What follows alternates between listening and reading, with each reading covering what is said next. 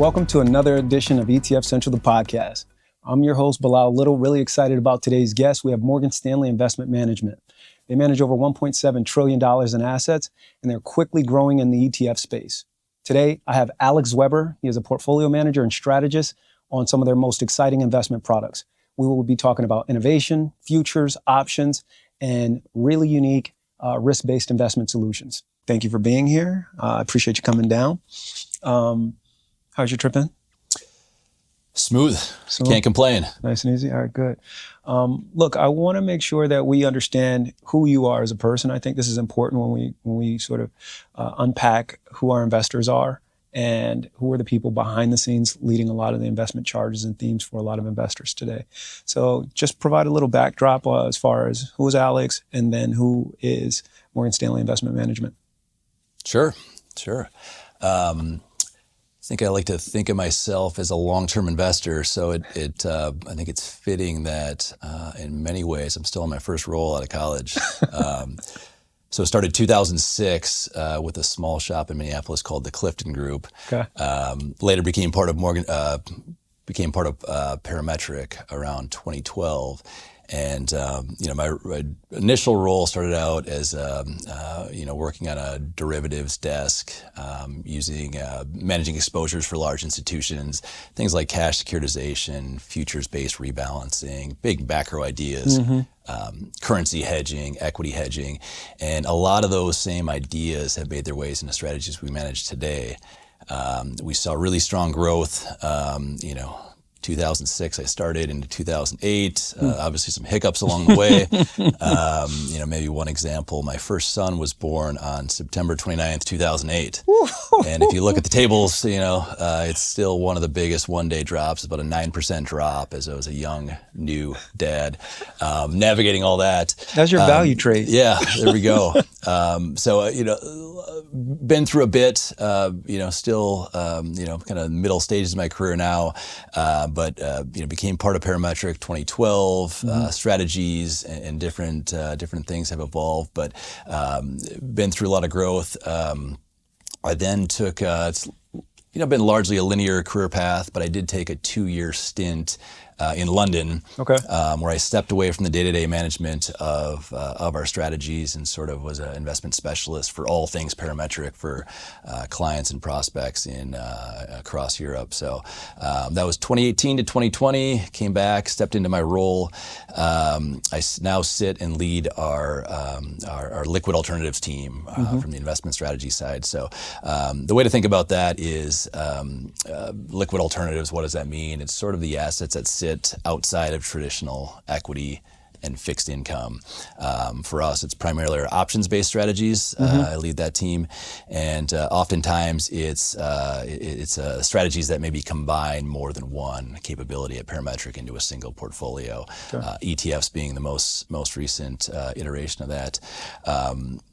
Strategies we manage are systematic, rules-based, so investment strategy is effectively tasked with building out that rule book, designing the strategy, the ongoing evolution, and sort of takes us to today.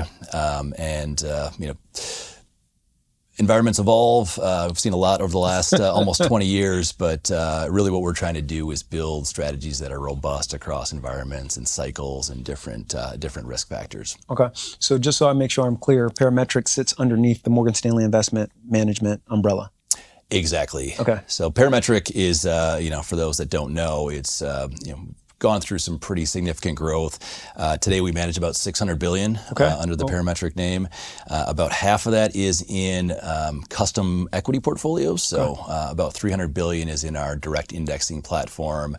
About $150 billion is in various derivatives exposures, primarily for large institutions. About $20 billion is managed in options-based strategies.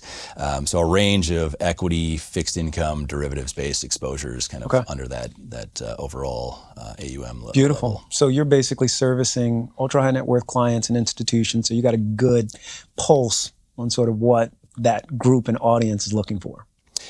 Yeah, it really does span, it runs the gamut of investor types from large institutions, large high net worth, but even down to the smaller retail investors. And, as we kind of evolve today's conversation into the ETF, it's really just opened up a whole nother access to these sorts of strategies for even the smallest investors. I couldn't agree more. So, Alex, I think this is a great opportunity to switch and just get your sense, right? You talked about being in the market since 2006. The landscape has completely changed, right? One would say that this is a bit of a unique market in the sense that we have high rates, we have a lot of global tension. Just from your perspective at the macro level, how do you rationalize or make sense of where we are today? Yeah, say every market's unique, and there's certainly different concerns that come up, depending on the specific market environment. That said, I think there's a lot of concerns that are sort of evergreen. People are always concerned about risk, and that can take various forms. For a while, tail risk was the hottest topic. A lot of those tail risk strategies maybe didn't deliver in 2022, kind of our last decent sized drawdown. Markets recover quickly. We're back at all-time highs. People are looking at different things, portable alpha, other type strategies. Things were rather smooth sailing overall, and then we hit a few snags in March and April. We had a pretty good drawdown, reversal on the other side. So, I would say the conversations are always evolving. There's always concern about downside protection. There's concern about adequate income. Varies by investor type. You might have a different conversation with a pension fund or an endowment or a hospital plan versus an individual investor. So really, it's about I think from our perspective, it's not trying to build a single strategy that's very narrow in scope, that's looking at a specific type of outcome and managing around that, but rather kind of long-term risk premiums, long-term objectives, things like downside protection, income, growth type strategies. So then let's kind of lean in there, because I think this is important within the ETF wrapper. We've seen a massive amount of adoption and innovation in the ETF wrapper when it comes to income and risk management. Could you talk a little bit about what you're doing differently in that space, or how have you brought that institutional sort of prowess into the ETF wrapper? Yeah, there's definitely been a lot of growth. I was looking and reviewing some of the stats. So if we, right now, I think on the downside protection, hedged equity, defined outcome type ETFs, that totals about $75 billion in aggregate. If you take a couple large mutual funds, really large ones in that same space, another $30 billion or so. So over $100 billion in downside protection, listed U.S. funds. On the income side, that's another $100 billion plus in aggregate. And, so $200 billion plus, that's not even considering non-U.S. listed product, which is another sizable chunk. Some stats I saw from, I believe, Morningstar, that total, which is now over $200 billion, was less than $10 billion in 2019. Oh, wow. So $10 billion to more than $200 billion.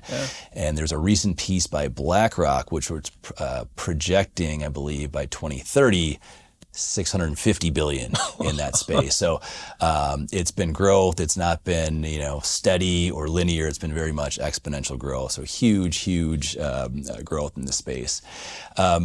For us, the ETF wrapper is relatively new. We launched our first Parametric branded ETFs in 2023. Okay. But really the capability, it's really just the wrapper that's new. The capabilities within that has been things we've been, refining over the better part of 4 decades. Custom equity exposure, option overlays as a source of value add, risk management, diversification.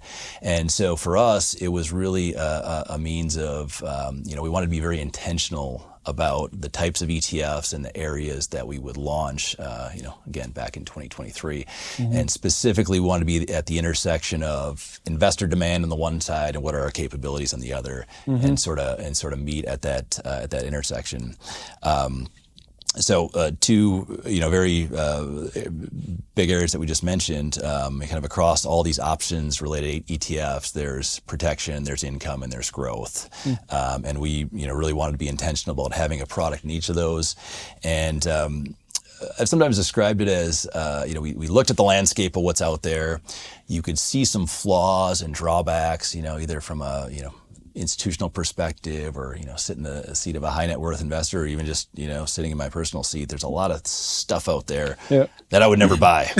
What are the flaws? What are the trade-offs they're making and how can we improve on what's already out there? And that's really what we did. I've sort of, I read this characterization of Steve Jobs where he wasn't necessarily the great inventor, which he sometimes characterized as, but it was more about innovator, tinkerer, improving. And so we wanted to kind of take that approach. The iPod wasn't the first music device, the iPhone, the AirPods, but they all improved on what was already there. So we didn't invent any of these categories, but we looked at what was out there and tried to make tangible improvements that would lead to better outcomes for the investors in each category. That's really good. So let's maybe work through each of those categories if you don't mind. So let's just talk about growth for a moment, right? Equity markets in the U.S. seem to be somewhat overvalued, one would argue, in certain pockets, various sectors. International seems to be somewhat undervalued in certain areas, although obviously it's had a nice run. If an investor was to come with you with an capital allocation and said, "Hey, I need a core anchor strategy. Let's just look at your growth strategy for a moment." Where does that fit? Is it large cap growth? Is it conservative equity growth? Where does it fit in the growth bucket for investors? Yeah. So there's different parts of the Parametric business where we can tackle that from different ways. Okay. If we limit it to ETFs, right now we have 3 ETFs and it's a US kind of large cap an income and a protection strategy. On our implementation custom equity, we can sort of implement any sort of exposure that the client wants. Okay. They're overweight this, underweight that. Close that imbalance. We can rebalance via derivatives. We can run completion portfolios on the equity side to offset some of that maybe concentration risk. When it comes to our growth strategy, and this is maybe one that's it's newer, it's smaller, but it's maybe the ETF strategy I'm most excited about. Okay. Is one that fits squarely in the large cap bucket. So benchmark to the S&P, and one of the themes I've heard over the years from largely institutional clients is this quest for reliable alpha, right? It's tough to find. Absolutely. It's elusive. And frankly, many just don't believe in the ability to add value through stock picking in the large cap growth space, right? So this one takes a different approach in that instead of relying on stock picking for alpha, it aims to isolate this options-based, little lingo to introduce the volatility risk premium. Okay. And so it starts with $100 in equity exposure.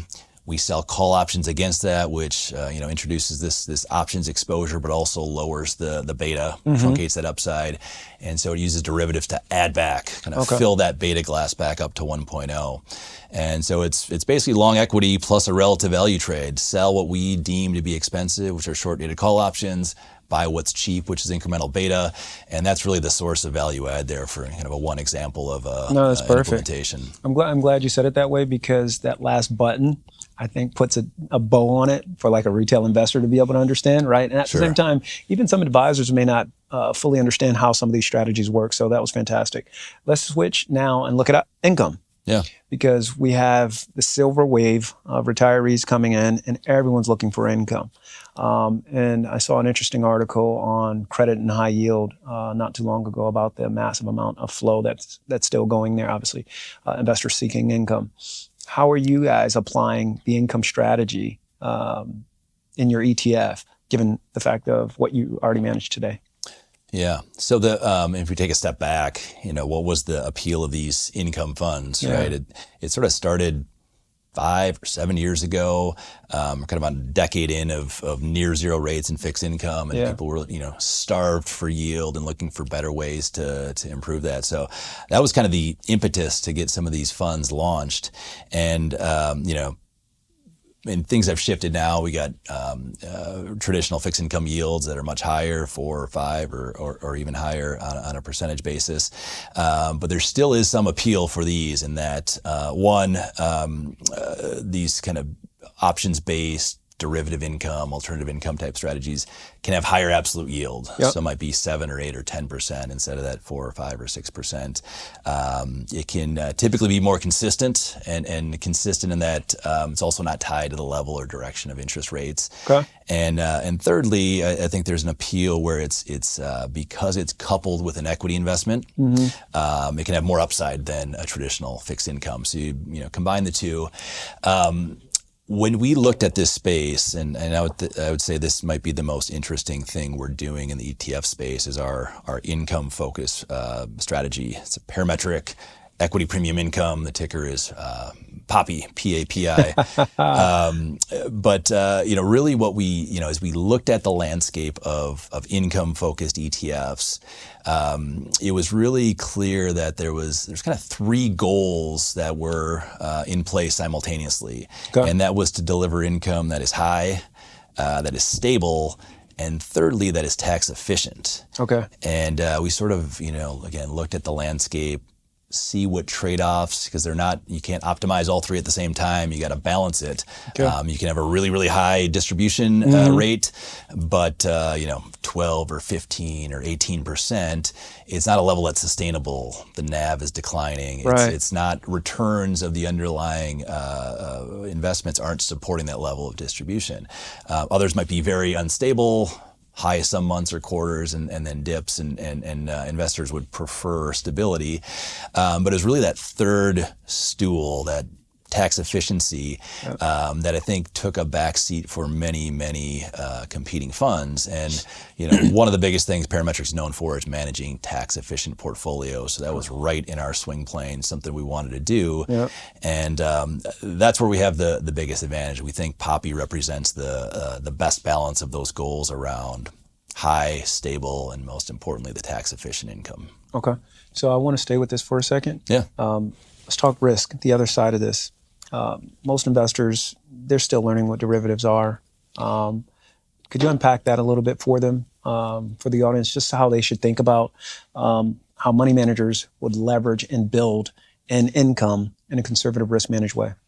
Yeah, I mean, anytime you're talking about derivatives, if you're new to the game or you're looking at these the first time, you maybe see you get the old quotes of the weapons of mass destruction, and typically that's done or that's the result when it's used incorrectly and it's high degrees of leverage. You have $100 in capital and you sell $1,000 worth of put options. 10x leverage. It's a recipe for disaster, and you've seen examples of that over the years. Risk management is a huge focus of how we're implementing these strategies, and it starts with the design phase. Okay. So it's not just risk management in that, we got systems monitoring and we're going to adjust in real time, but really about, number one, designing the strategies in a way that doesn't employ leverage. Okay. So sort of a constraint right off the bat. The income focused, we're holding equity exposure and then we're selling call options against that equity exposure. If we have $100 worth of equity exposure, we sell $100 or less worth of call options. So you're sort of a covered call type profile. You can have losses on any trade, but they're not the catastrophic forced unwind, margin calls sort of thing. It's losses are controlled, they're managed in a way, and the pieces fit together. So right at the construction level, avoiding leverage is a big piece. Okay. The other big piece that I'll say, and this is an advantage that we see in our strategies compared to others too, is weaving in risk management and diversification within the options portfolio. So obviously you want to build out equity portfolios that have balance of risks and it's diversified, and it's the free lunch in investing is diversification. But also within our options portfolio, we want to do things like laddering of positions. Right? Okay. So that example, $100 in equity, $100 notional worth of call options. We don't want to hold a single call option. We want to ladder that and hold multiple observations that expire over the course of the month and the quarter, and avoids things like when you go through a whipsaw like we saw in April, market drops close to 20%, recovers back. Now we're at all-time highs. Yeah. You avoid some of that pin risk associated with options when you're more diversified. Yeah, it seems like you've kind of figured out how to spend time hedging out some of the time component of the risk, right? Exactly. So now let's go to hedged equity, right? Because I think that's the other part of the conversation. Yeah. Okay. Let me say it this way. Given growth, given income, where does hedge equity fit for a client if they said, look, I need a suite of products? Yeah. So there's a few different ways to think about or how we see these being used. Yeah, and I know it's always risk management, Yeah. right? Or demand or need. So I just, with context. Yeah. So on the institutional side, right, these are the sort our hedged equity solution is the same sort of structure that we would use for a large, say, a pension fund that was concerned about risk. We would see these episodically where a large pension fund wants to protect its funded status. If markets drop significantly, leads to bad outcomes, they want to have some protection. Maybe they've had a really strong equity year, and we're halfway through the year, markets are up 20%. They want to protect some of that because it's an above average result, so they can layer in a hedge to protect some of that if things don't go as well in the second half of the year. There could be a large hospital that has debt covenants and they need to have a certain floor on the portfolio. You can structure a hedge to manage that accordingly. Great point. When it comes to individuals, retail investor, end users, I think it's just a constant concern about downside risk and what's a smarter way to maybe structure that. So I think just like income, I think concerns about risk are evergreen in nature.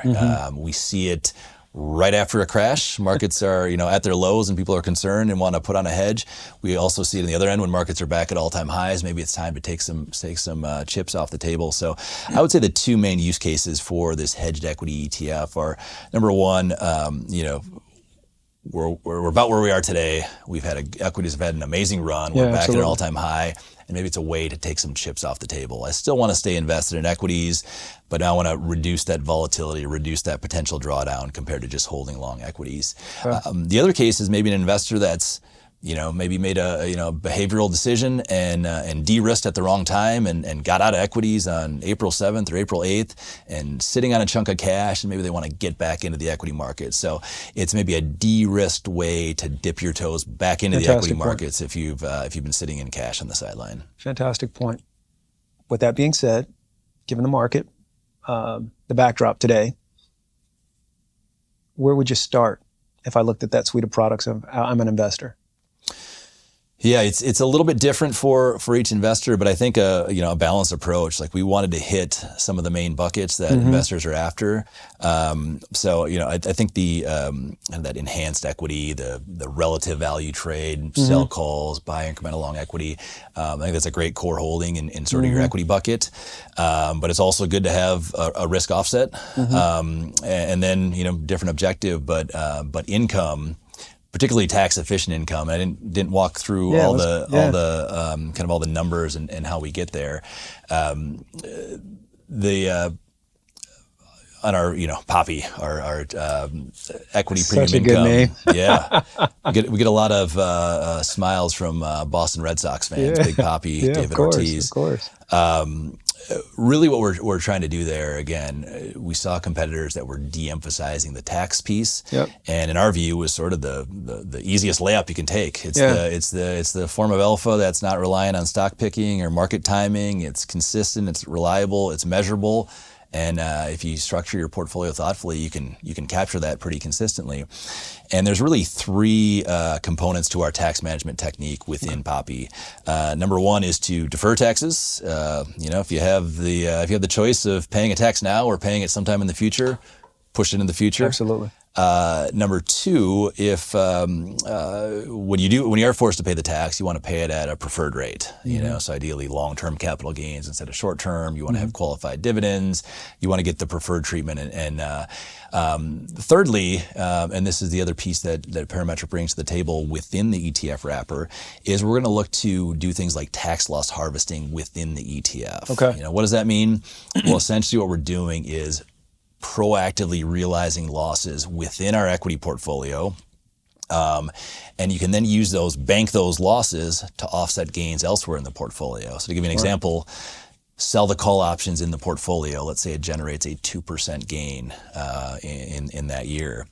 If you're able to harvest and realize a 2% loss within your equity portfolio, those will balance off, and what would otherwise be a short-term capital gain on your call option gains is now neutralized and becomes a kind of a tax neutral on that distribution piece. So defer, minimize, offset gains with losses to have a better, kind of after-tax outcome, and kind of compared to competing funds that aren't really focused on taxes, we think we can do 100 basis points or more in improvement per year on kind of that return stream. And that's across the entire suite of products. That's so the tax management is part of each. Okay. It's the primary focus, I would say, in Poppy. Okay, fantastic. If you had to leave guests to say, who is Parametric? How would you sum it up in a simple way? Yeah, I would say, what Parametric is really about is delivering customized investment solutions around improving efficiency, enhancing returns, and reducing risk in the portfolio. So the types of exposure that you want, we can help you get there, and we can have it with an eye towards tax efficiency, controlling costs, and that's across, as I said, equity, fixed incomes, derivative exposure, kind of our one-stop exposure management shop. And then we can leverage all those capabilities for sort of products, ETFs, things like that end users can use in their portfolios. Perfect. And this is the part of the show where I ask our guests, what's the ETF underdog is what I call it. The ETF underdog, I know you alluded to it earlier, but I want you to hit it really good for me here, because this is the ETF that may not receive as much publicity as the income and the hedge strategy. Yeah. And I think you mentioned this was the growth ETF. Just nail that one for me, because I think this is important. Yeah. I think underdog is a good word for it. And I'm frankly really excited about it. It's Parametric Equity Plus. The ticker is PEPS, PEPS. And, it fits squarely in the large cap bucket. I think we can really, for investors that have maybe, given up on looking for alpha in the large cap space, it's a new angle towards that. Mm-hmm. We don't necessarily call it alpha. I think it's a unique risk premium that we've found a way to isolate. Mm-hmm. But long equity exposure, the option overlay is a kind of a simultaneous selling options, but offsetting that directional piece, that relative value trade. We're aiming for 1% to 2% long term above the index. And I think underdog is good, but I do think this will be an underdog that will get there, and we'll see it shine. I love it. Alex, thank you so much for joining ETF Central. Yeah, appreciate it. This is great.